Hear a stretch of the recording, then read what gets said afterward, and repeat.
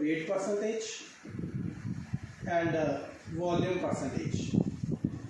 Now next is expression of concentration of solution by third method is parts per million.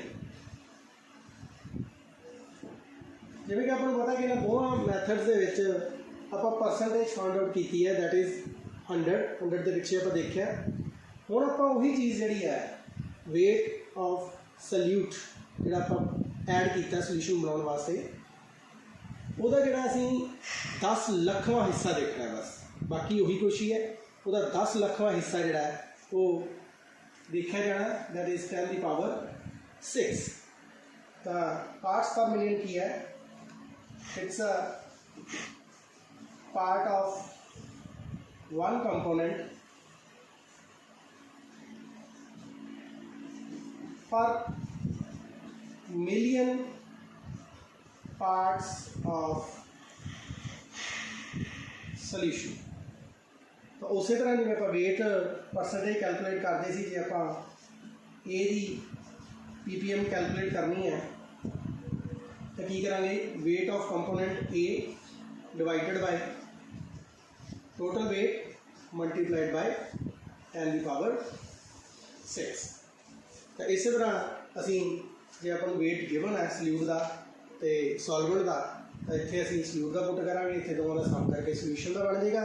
तो वह जिहड़ा 10 लखवां हिस्सा है 10 की पावर 6 पार्ट्स, वो जो डिवाइड कर देंगे तो छोटा जिहा हिस्सा जिहड़ा आएगा that will be the part पर मिलियन। इस तो बाद आ गया अपने को next, that is a mole fraction. Mole fraction का मतलब की है कि एक कंपोनेंट जिहड़ा कि सल्यूट है या सॉल्वेंट है, उहदे मोल का जिहड़ा हिस्सा सारे दे विच सल्यूशन दे विच is called mole fraction. So fraction of one component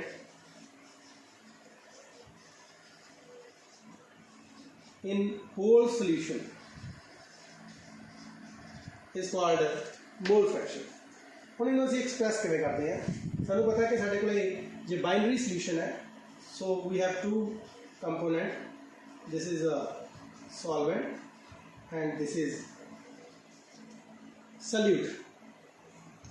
तो नंबर ऑफ मोल्स जोड़े सॉल्वेंट के एक्सप्रैस करने हैं तो आप लिख देंगे Na, बी के करने तो Nb। तो किसी का भी हिस्सा देखना, सपोज बी का ही फाइंड आउट करना है, तो Nb that is equal to Nb और Xb that is equal to Nb divided by Na plus Nb। So ये नंबर ऑफ मोल्स है सल्यूट के बी कंपोनेंट के out of the total whole solution। The mole fraction is represented by X।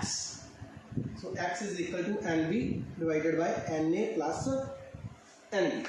तो ये related एक numerical करके देख लेने हैं तो अपन आसानी नाल पता लग जाएगा।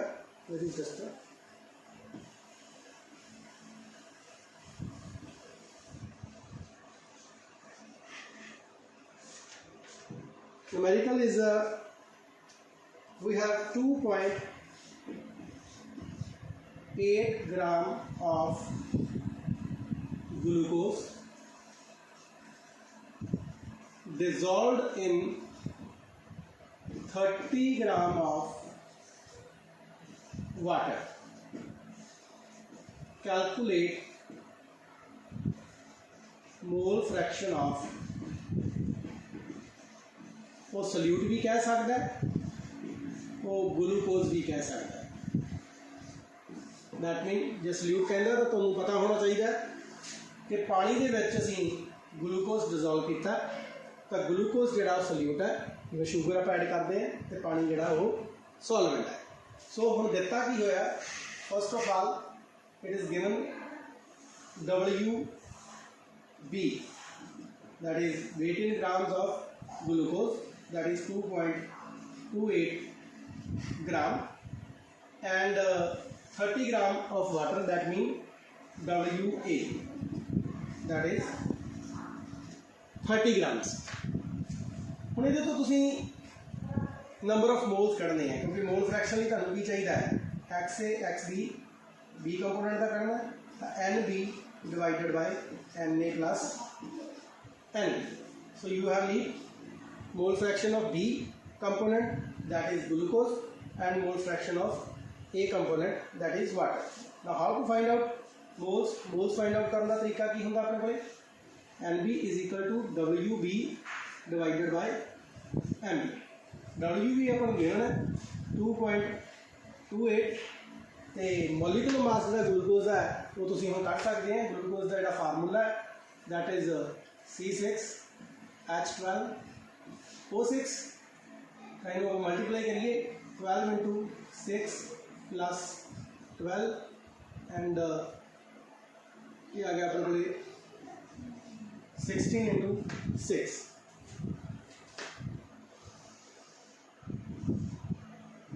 that is 72 plus 12 that is 96.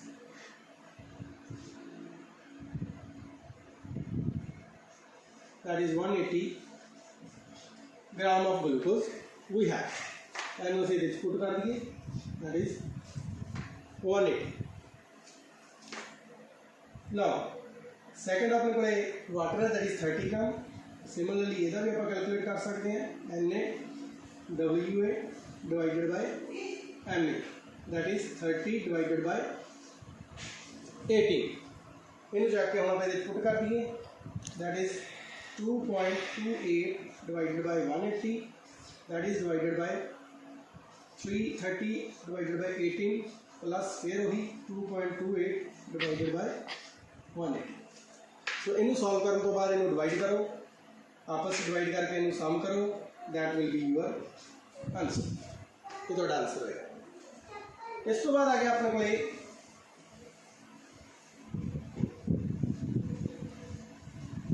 Molarity.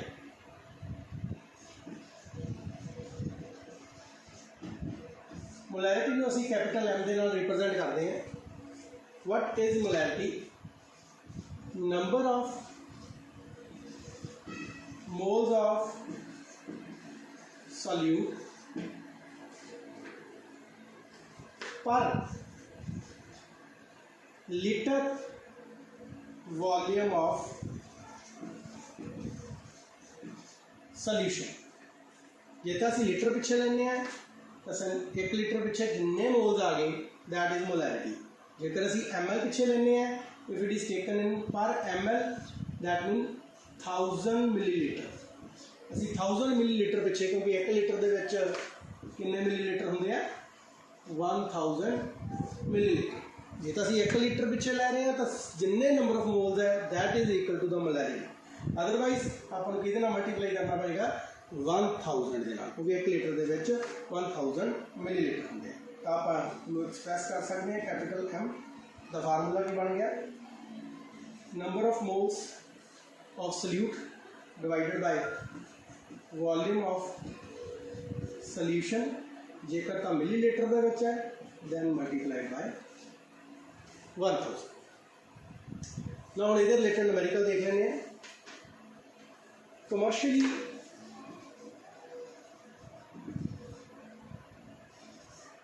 Available sample of sulfuric acid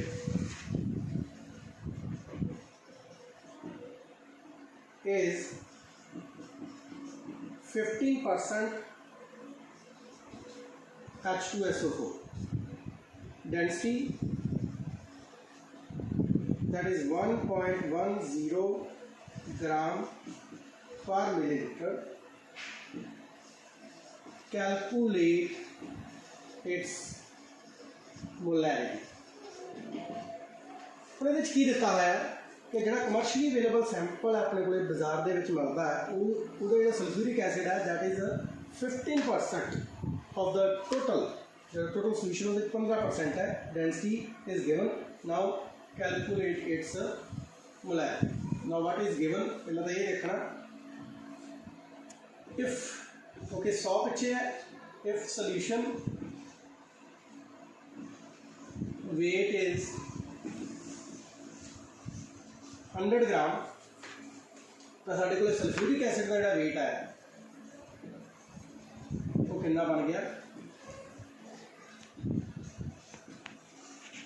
15 gram, that is WB। तो ये अपने को आ गया WA प्लस WB, दोवां का जो वेट है वो अपन देता, सोल्यूशन का वेट देता, नाल सल्यूट का वेट भी देता।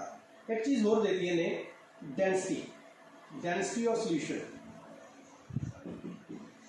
सॉल्यूशन दैट इज 1.10 ग्राम पर मिलीलीटर।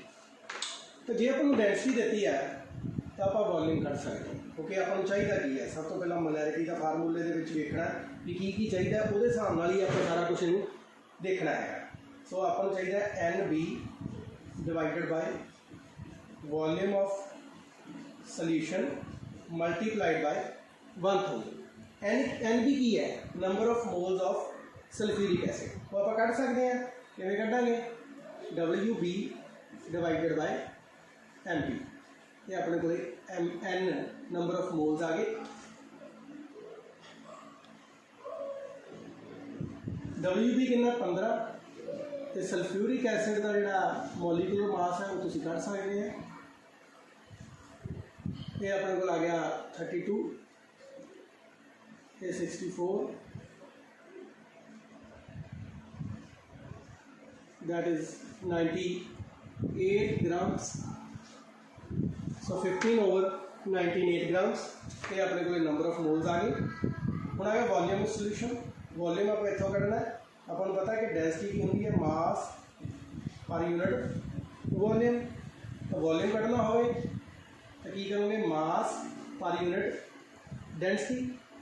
तो मास की है साढ़े को मास 100 है तो डेंसिटी है 1.10। सो इन कैलकुलेट करके आ गया 90.9 ml रह जाना, क्योंकि ग्राम ग्राम कटिया गया, क्योंकि ये चीज़ सी ग्राम पर मिलीलीटर, ये कली ग्राम नाल ग्राम गया, ml रह गया पिछे। हम दोनों सी वैल्यू पुट कर सकते हैं 15 divided by 98 that is to be divided by 90.9 into 1000। So इनू कैलकुलेट करने तो बाद अपने को कितना आंसर आता है, that is 1.65।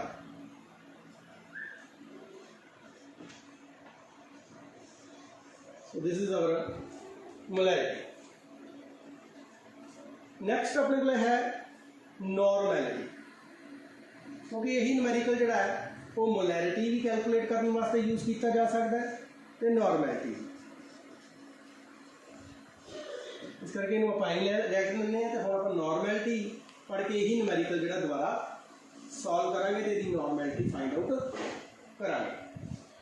Now what is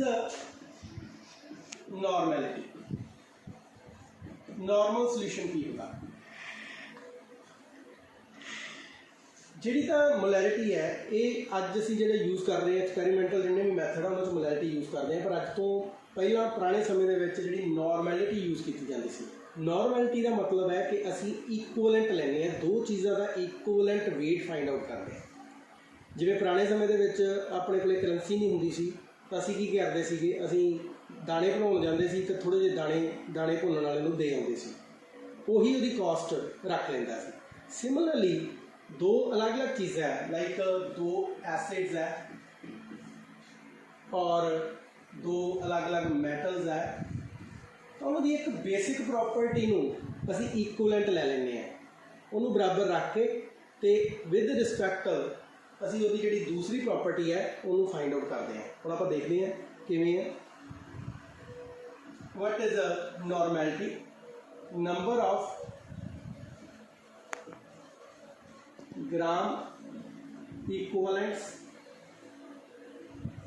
per volume of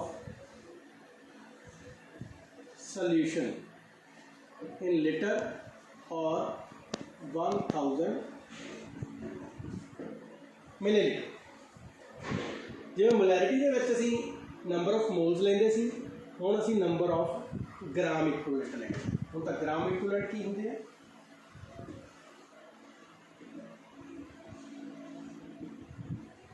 wait in grams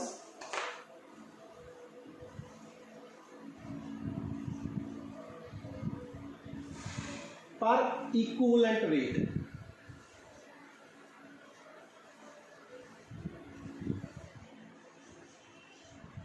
ये कंसैप्ट बड़ा ही इंपॉर्टेंट है, इलैक्ट्रोकैमिस्ट्री दे विच भी जाके फिर आना है। इक्विवेलेंट वेट की होंदा है? इक्विवेलेंट नाम तो पता लगता है कि दोवां दे वेट दे विच समानता है, पर आपां नूं पता है कि जिंक ते एलूमीनियम दे वेट दे विच कोई समानता नहीं। दोवां दा जिहड़ा मॉलिक्यूलर मास है वो वखरा वखरा है, but there will be some property which is similar. With respect to that असीं इहदा जिहड़ा वेट है उहनूं इक्वल करते हैं। की प्रॉपर्टी है? जिन्नियां भी मैटल है they are act as a oxidizing और रिड्यूसिंग एजेंट। तो असीं इहनूं कंपेयर करना है। आपां नूं पता है कि जिंक जिहड़ी है ये बड़ी छेती ऑक्सीडाइज हो जाती है, मीन ए रिड्यूसिंग एजेंट है, it's a good reducing agent. तो after oxidation it loses 2 electron. Similarly जी एलूमीनियम है, after oxidation it give rise to 3 electron. यदि वैलेंसी 2 है, यदि वैलेंसी 3 है। हुण जिहड़ा इक्विवेलेंट वेट की है? इक्विवेलेंट वेट है कि इहदे जिहड़ा वेट है दोवें च सिमिलैरिटी की है कि दोवें ऑक्सीडाइज हो रही हैं तो दोवें इलैक्ट्रॉन प्रोवाइड कर रही हैं। इक्विवेलेंट वेट की है कि 1 मोल पिछे 1 मोल ऑफ इलैक्ट्रॉन पिछे जिहड़ा इन्हां दा वेट है that is called equivalent weight. आ जिहड़ा वेट है जिंक दा ये किन्ने इलैक्ट्रॉन पिछे है? 2 इलैक्ट्रॉन पिछे है। आ वाला जिहड़ा वेट है एलूमीनियम दा ये किन्ने पिछे है? 3 इलैक्ट्रॉन पिछे है। तो आप 1 इलैक्ट्रॉन पिछे इहदा जिहड़ा वेट है वो फाइंड आउट करांगे। सिमिलरली 3 इलैक्ट्रॉन पिछे इहदा वेट जिहड़ा वो फाइंड आउट करांगे। हाँ जी, तो हुण आपां जिंक दा ते एलूमीनियम दा वेट देखिए। जिंक दा जिहड़ा वेट है that is 65.37 gram and aluminium that is 26.9 gram. तो आपां नूं ये पता कि 2 इलैक्ट्रॉन के पिछे जिहड़ा जिंक का वेट है that is 65.3। 1 mole of electron के पिछे कितना बन गया? 65.3/2 that is approximately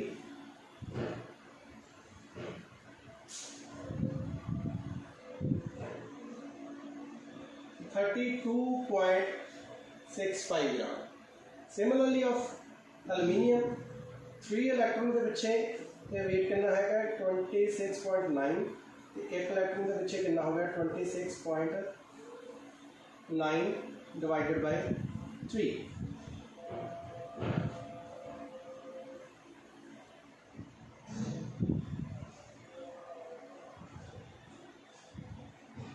that is 8.96 gram. Now these both weights are called equivalent weight of zinc and aluminium. सौखा तरीका यह भी है, जे थानू वैलेंसी याद है, if you know the valencies of each element तो सिंपली वो मास नू उहदी वैलेंसी के नाल डिवाइड कर दो। जिवें जिंक दी सी मास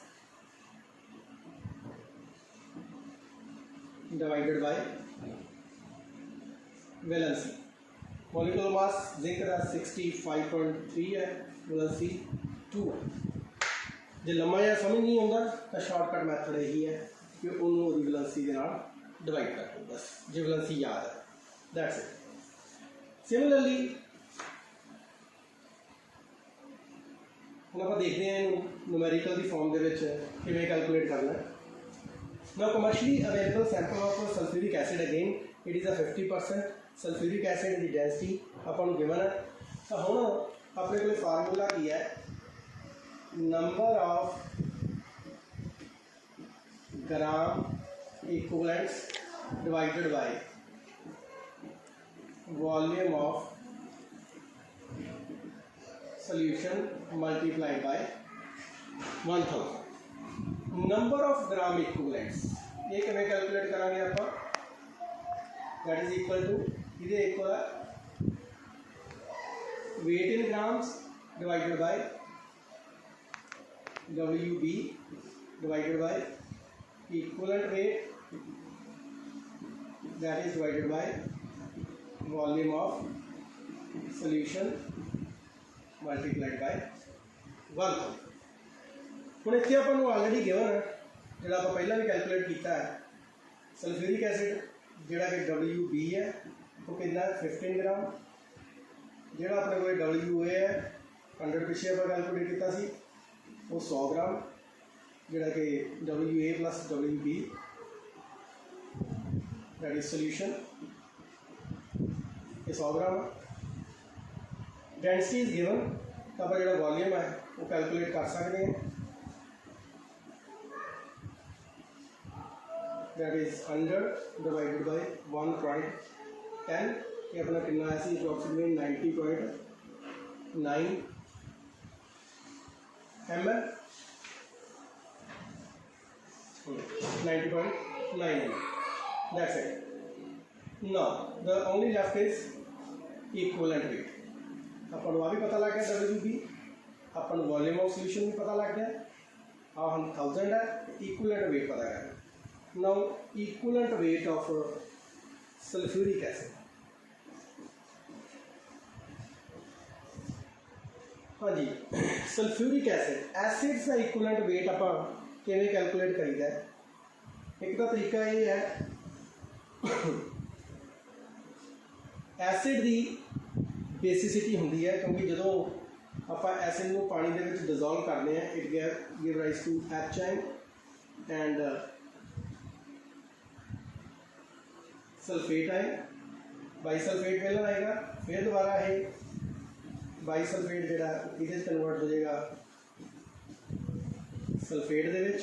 इसका मतलब जो टोटल देखिए तो सल्फ्यूरिक एसिड जोड़ा है गिव राइज टू 2HN. तो सारे एसिड जोड़े है वो HN प्रोवाइड करते हैं, इस करके असं उन्होंने एसिड कहने हैं. तो इन्हों का इक्विवेलेंट वेट की है, सारे एसिड को जो कंपेयर करना है तो असी 1 मोल ऑफ HN पिछे या एसिड की बेसिसिटी का मतलब कि जो एसिड HN दे दिंदा है तो पिछे जो बच जाता दैट इज़ ए बेस, क्योंकि इट हैज़ नैगेटिव चार्ज, तो बेस को नैगेटिव चार्ज होंगे वो इलैक्ट्रॉन दे सकता है. तो जी बेसिसिटी है दैट इज़ 2, एसिड की बेसिसिटी होंगी है तो बेस की एसिडिटी होंगी है, तो इट इज़ 2. या तो सीधा तरीका है कि किसी भी एसिड का जो इक्विवेलेंट वेट कढ़ना है it is molecular mass divided bye basicity of acid और एसिडिटी ऑफ बेस, इस तरह कर सकते हैं. तो बेसिसिटी यदि की है 2, मॉलिक्यूलर मास आप ऑलरेडी कैलकुलेट किया 98 डिवाइडेड बाय 2, तो अपने को इक्विवेलेंट वेट आ गया. हूँ इतने आप सारा कुछ पुट कर लिए. WB अपने को है that is 15 gram 15 gram divided by equivalent weight आ गया अपने को 98 divided by 2, volume of solution 90.9 multiplied by 1000. तो इनू कैलकुलेट करके पूरी वैल्यू है that is equal to 3.36 normal solution जो अपने को आ जाता. So that's our normality. Last one is molality.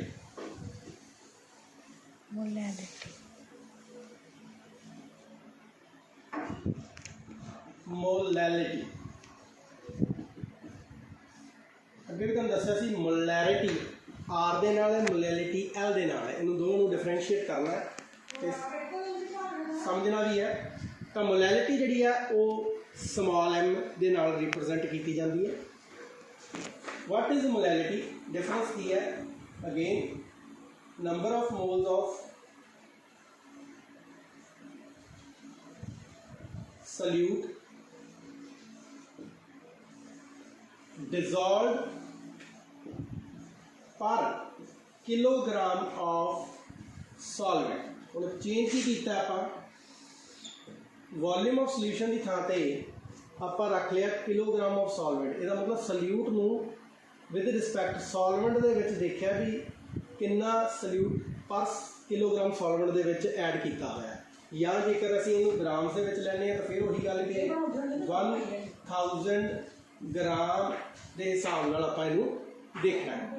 ठीक है, so molality is number of moles of solute divided by weight of solvent in grams multiplied by 1000। Numerical अपन समझते हैं, जिवें आप मोल फ्रैक्शन न्यूमेरिकल सी वही चक लेने दोबारा। वो की सीगा 2.282 gram of glucose are dissolved in 30 gram of water। Calculate molality of solution। ਹੁਣ ਆਪਾਂ मोलैलिटी कैलकुलेट करनी। ਇਹਦੇ ਵਾਸਤੇ ਇੱਕ ਤਾਂ ਆਪਾਂ ਨੂੰ ਨੰਬਰ ਆਫ ਮੋਲਸ ਸੋਲਿਊਟ ਦੇ ਚਾਹੀਦੇ ਆ, ਗਲੂਕੋਜ਼ C6H12O6। ਫਿਰ ਉਹੀ ਆਪਾਂ ਕੈਲਕੂਲੇਟ ਕਰਨਾ, ਪਹਿਲਾਂ ਵੀ ਕੱਢਿਆ ਸੀ ਇਹਦਾ ਮਾਸ।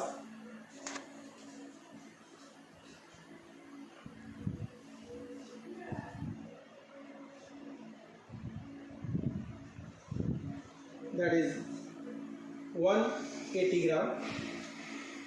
तो आप नंबर ऑफ मोल्स NB पहले कैलकुलेट कर लिए, दैट इज 2.82 डिवाइडेड बाय 180। ये आ गया।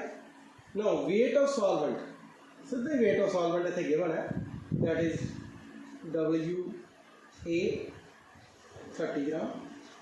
तो आप पुट कर दिए 2.82 divided by 180 divided by 30 multiplied by 1000। तो इनू सॉल्व कर लो तो तुहाडे कोल जिहड़ी मोलैलिटी है वो आ गई। Molality again it is best over the molarity. How can you say? Because it has no affect, it is not affected by change in temperature.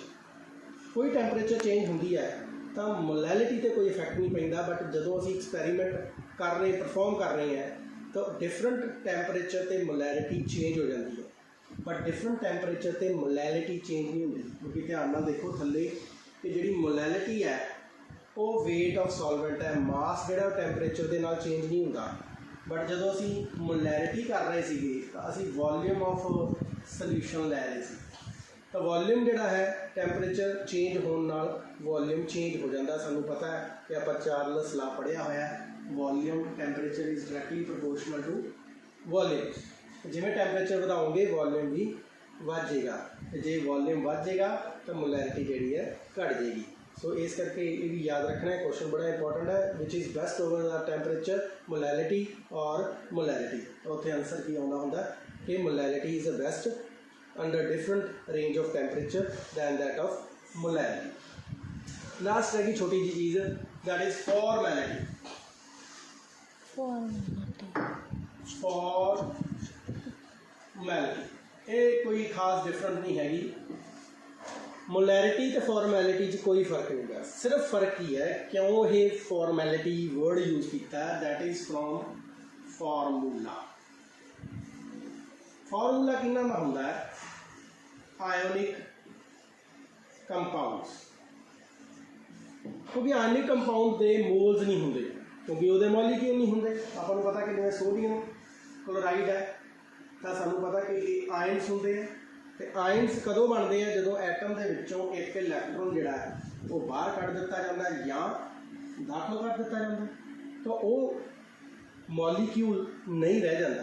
तो जो मॉलिक्यूल नहीं रह जाता तो उसकी मोलैरिटी नहीं होगी।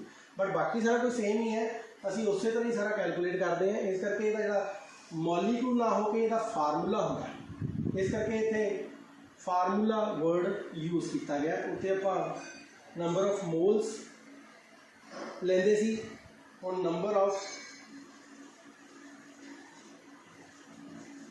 ਫਾਰਮੂਲਾ ਮਾਸ ਦੇਖਾਂਗੇ divided by volume of solution multiplied by 1।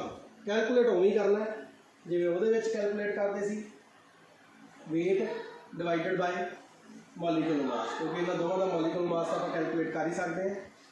WB divided by MB, तो MB जिहड़ा NB जिहड़ा नंबर ऑफ मोल्स उस तरह ही कैलकुलेट होने, बस डिफरेंट की है कि ये सारे जिहड़े है आयनिक कंपाउंड है उन्होंने वास्ते यूज़ करनी है, मैथडोलॉजी सेम है। Thank you very much. जे कुछ ना पता लग्या तो तुसीं पुछ सकते हैं, नाल तुहाडे कोल नोट्स हैगे है, नाल नाल वो पढ़ी चलो, नाल नाल इहनूं देखी चलो। कोई भी प्रॉब्लम है you may ask on WhatsApp। Okay, thank you very much.